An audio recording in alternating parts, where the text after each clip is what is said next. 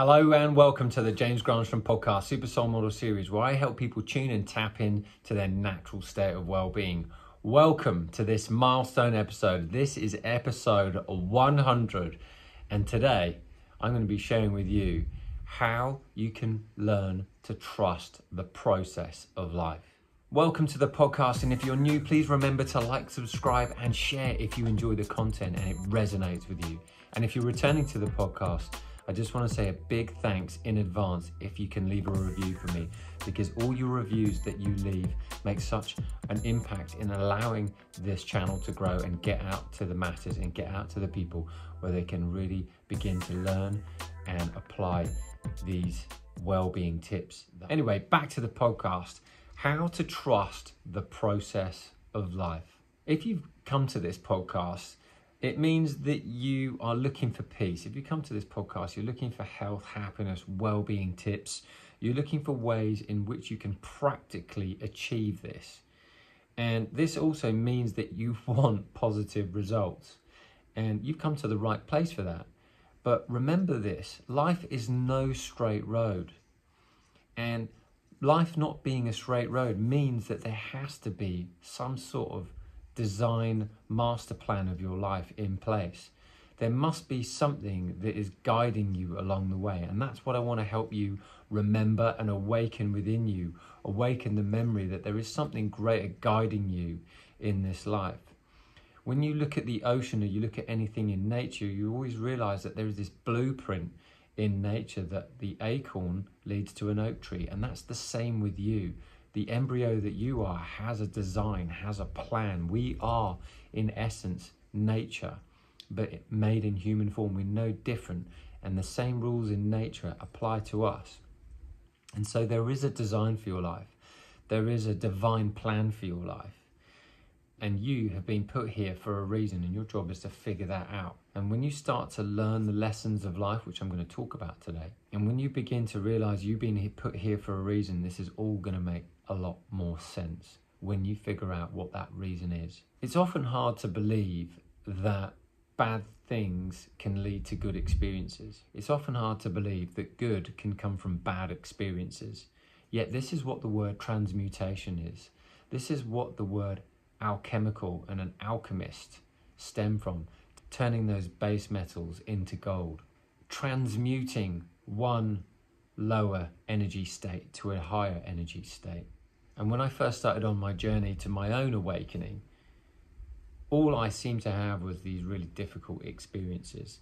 It was like one after another. And I remember my adolescent years was just very reckless and very careless, which led me to an experience where I had a car crash and a near-death experience, and I nearly killed myself and a friend.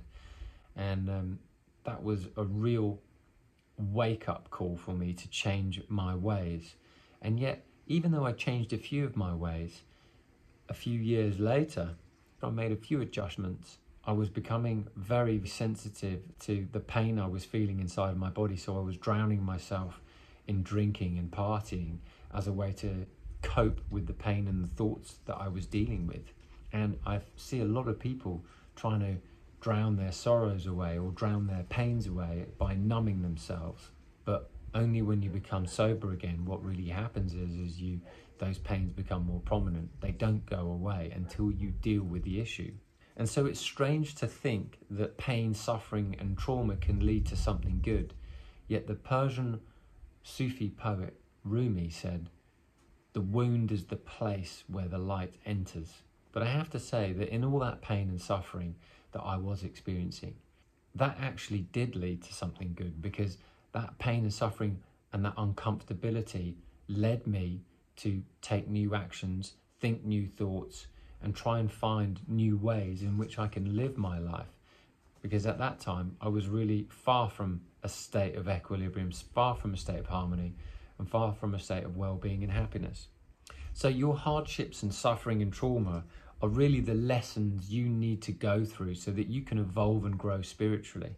And when you evolve and you grow and you learn the lessons through the pain, what that actually does, it makes you more stronger, it makes you more peaceful, it certainly makes you a lot more calmer, and it can lead to greater health and happiness and well-being. But in that journey, what happens is you become more courageous because you're willing to go through that uncomfortability. You're willing to find and tap into this inner strength. And so you begin to notice that there is a process behind the challenges, behind the contrast. And you would never begin to change and you'd never begin to awaken if you weren't uncomfortable. Because if you're comfortable, you're just going to settle. And it's only when you become uncomfortable and life pushes you and challenges you and brings about a lot of contrast that you're going to find what you're really made of. Otherwise, you wouldn't do anything. You wouldn't change. I know I wouldn't. For years, there were certain things I just wouldn't do to change. And until I had a few things happen to me, such as a relationship breakup, such as my dad dying, and such as, challenges in my work and my financial position, was I not willing to change what I was doing and what I was bringing to myself. So all those experiences were helping me become more and more uncomfortable so that I could move in the direction of where I can help more and more people, because ultimately I wasn't helping anybody and I wasn't helping myself because I was getting too comfortable. So when you learn life's lessons, what happens is the bumps in the road become a little bit smoother, but you have to learn the lessons, and everybody at some level is having to learn life's lessons. And we're all learning these lessons at different times in our lives and in different ways in our life. But ultimately, we're all having to learn life's lessons, because life itself is like a classroom. And as soon as you can learn those lessons, you don't have to repeat that class. And I love the way Louise Hay says that in You Can Heal Your Life, because that is so true. And so the purpose of my podcast and the purpose of today and every podcast I share is to keep giving you a software update so you can keep running these new programs where you're keeping up to speed with the current of change, because you don't want to be left behind in an old paradigm, kind of like running on an old software program that's really slow and outdated. Because if you're running that old program in today's world, it's just not going to cut it for you. So you've got to evolve. You've got to change, you've got to pivot, and you've got to awaken. And so trusting the process of life, or anything for that matter that you're working on, requires faith. And faith is something in the unseen. And maybe it's an idea, maybe it's the universe, maybe it's God, whatever you want to call it. It just requires having faith to begin with, that something somewhere is looking out for you and guiding you. I'm always fascinated about when I used to go out drinking, that I always somehow managed to find my way home. How does that happen? That happens because inside of you there's this internal GPS that always helps you find your way back. You'll also see this simultaneously with animals. They always manage to find their way back to their homes. And as we're part of nature, this inner GPS, this inner guidance that's always helping us return back to our center, will help you if you trust in it. And so the first quality in trusting the process of your life is faith. And the second one is discipline. Discipline will help you develop the quality so you can trust the process of life.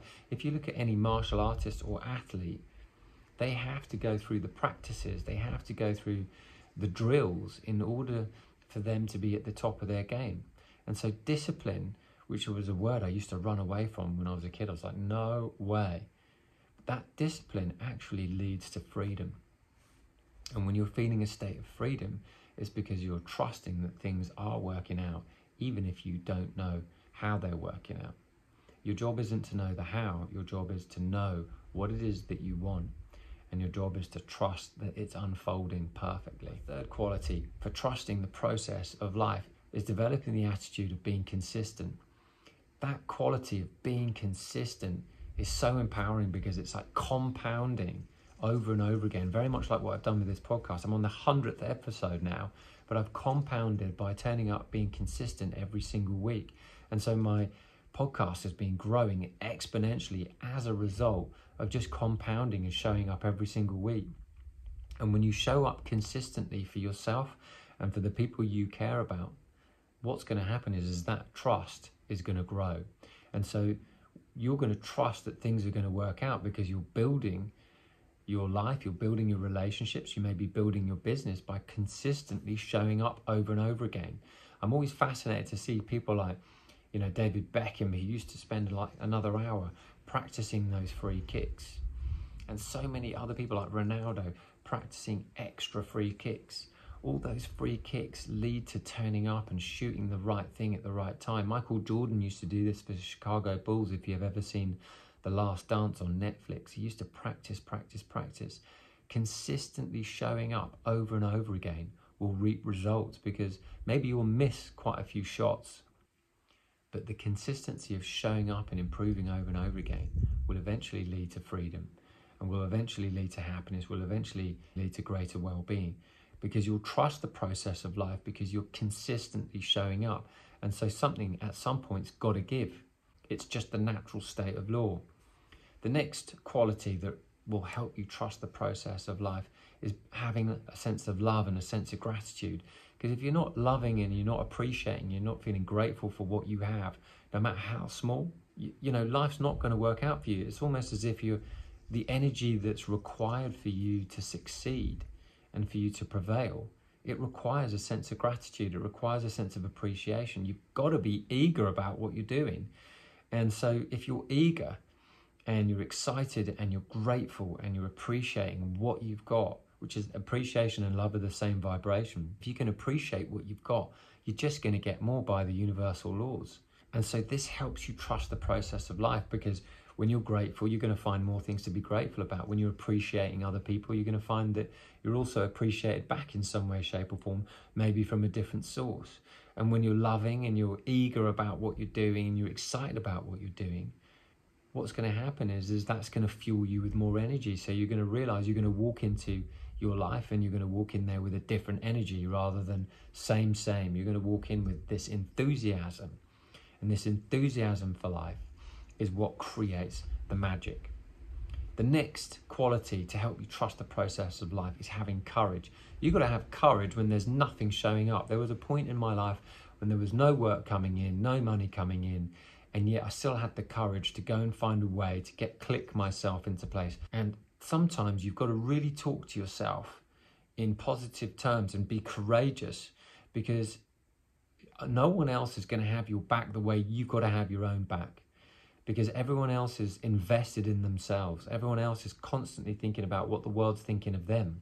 And so if you can be courageous in the face of adversity, you're going to find out who you really are. You're going to find out what you're made of, and you're going to find your inner strength, and you're going to tap into it. So being courageous is wholly important and a serious quality for helping you tap into trusting the process of life. And the last quality, but not least, is having a sense of kindness to yourself. Not belittling yourself, not berating yourself when things aren't going your way, not getting fed up, not complaining, being kind to yourself and others. If you can eradicate complaint from your life, even though life's pretty tough, if you can find that place of kindness, the universe will really look after you, because kindness will only beget more kindness. And so you've got to be kind to yourself, and you've got to learn to be kind to other people, because whether you're an athlete or an entrepreneur, a parent or a student, you know, an artist or an actor, CEO, these same rules apply.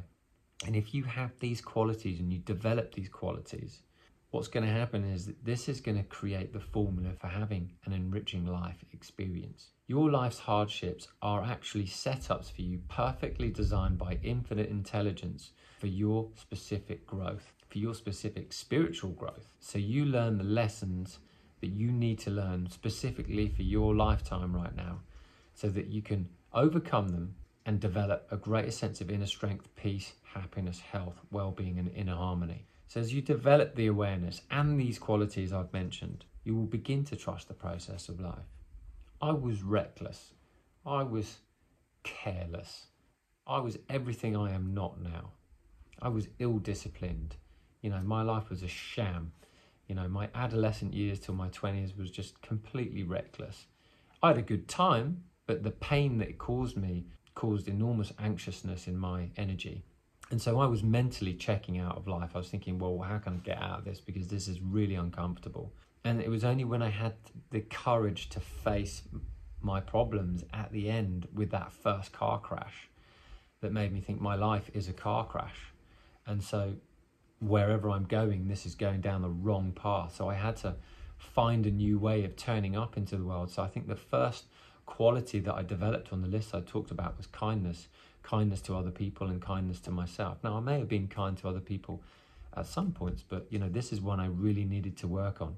And as I developed that quality, I then began to learn the other qualities, and they took some time. But I didn't know this structure. I didn't know this formula.